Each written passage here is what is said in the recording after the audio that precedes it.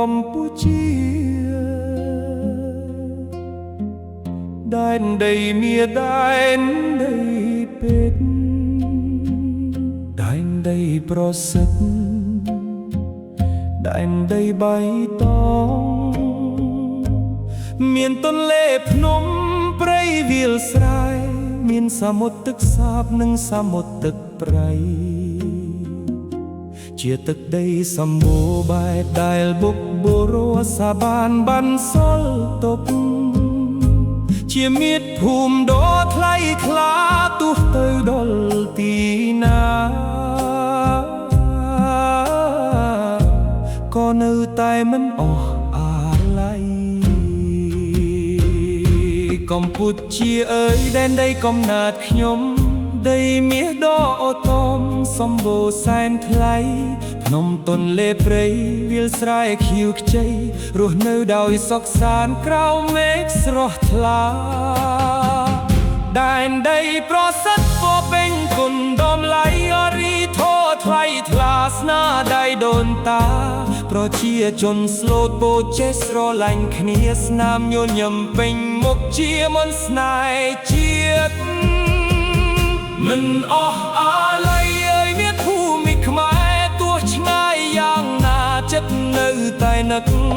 កដីបៃតងនឹកស្រែចំការនឹកសំលេងខ្យល់បក់លើវាលស្រូវមិនអស់អាល័យនឹកគ្រប់រដូវនឹកមនុស្សល្អសាមគ្គីសប្បុរសសុខសន្តិភាពសុវត្ថិភាពជាតិកម្ពុជាអើយនៅក្នុងបេះដូងសមុទ្រទឹកសាបអំណោយធម្មជាតិសមុទ្រទឹកប្រៃជាប្រភពជីវិតទឹកដីសម្បូរធនធានជាគេមរតកដ៏អមតៈ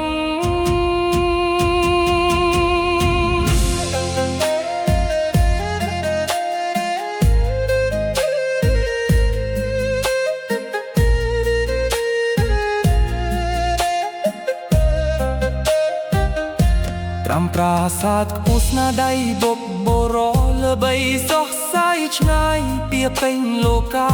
គេដំណែលថ្លៃសម្រាប់កូនចៅឲ្យចេះថែរក្សាដោយក្តីមោទនៈរួមគ្នាការពារទឹកដីជាទីស្នេហ៍បនគេឈ្មោះដ៏ល្អផូរផង់សន្តិភាពស្ថិតស្ថេររីកចម្រើនជានិច្ចជាតិកម្ពុជារុងរឿងទៅមិនអស់អាល័យអើយមាតុភូមិខ្មែរទឹកដីមាសពេជ្រអស់ចាគ្មានប្រៀបនោះស្នអមានធោស្នាមញញឹមរស់រីរស់នៅសុវត្ថិភាពក្រោមមេឃសន្តិភាពសូមឲ្យកម្ពុជារីកចម្រើនជានិច្ចកូនខ្មែររួបរួមកាន់ដៃគ្នាទៅទោះដល់ថ្ងៃណាក៏ចងចាំជានិច្ចមិនអស់អាល័យកម្ពុជា